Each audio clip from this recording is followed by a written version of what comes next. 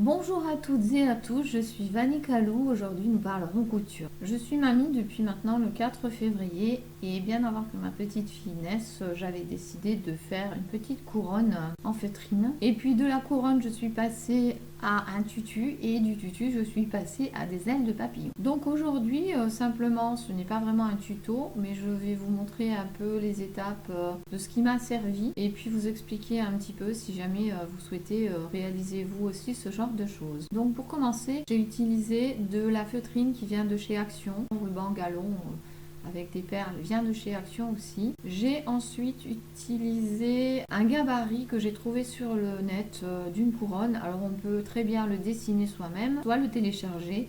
Moi j'ai cherché couronne bébé pour pouvoir avoir la bonne mesure. Ensuite j'ai à ma disposition un poupon qui a exactement les mesures d'un nouveau-né.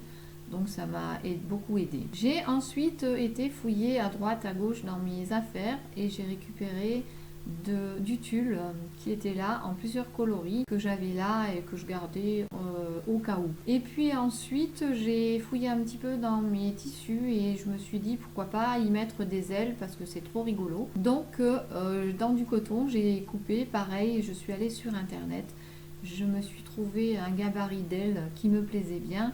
Et donc, je me suis lancée dans la couture. Pour agrémenter ma couronne, alors ma couronne, elle est coupée deux fois avec une couture au milieu, donc 4 fois, je vais dire, puisque je l'ai doublée, moi, ma couronne. Et elle est fermée avec un ruban, on y fait un nœud. J'ai pas voulu mettre d'élastique parce que je ne savais pas trop si l'élastique allait être trop serré, pas assez serré. En fait, le ruban, on le serre comme on veut, limite, on peut même croiser un petit peu de façon à pouvoir serrer un petit peu plus si nécessaire. J'ai agrémenté une fois que c'était cousu de strass puisque voilà, moi c'est une petite fille donc je voulais que ça soit une petite princesse. Le tutu, c'est simplement un élastique un élastique vulgaire, élastique de culotte auquel j'ai fait un nœud, donc j'ai fait un cercle. J'ai coupé des bandes de tulle d'une certaine longueur, pas toutes de la même longueur d'ailleurs. J'ai fait en sorte pour avoir un petit mouvement, un petit côté un peu foufou, d'alterner d'ailleurs les couleurs. Donc mes bandes, elles faisaient à peu près 10 cm, entre 10 et 15 cm de largeur sur une bonne trentaine, entre 30 et 35 cm de longueur. On recoupe après si c'est trop long. Je les ai pliés en deux de façon à faire une boucle et donc j'ai posé cette boucle sur mon élastique ou derrière mon élastique et j'ai fait passer la partie qui est non boucle, donc les deux petites pattes, dans la partie boucle en faisant en sorte qu'elle emprisonne l'élastique.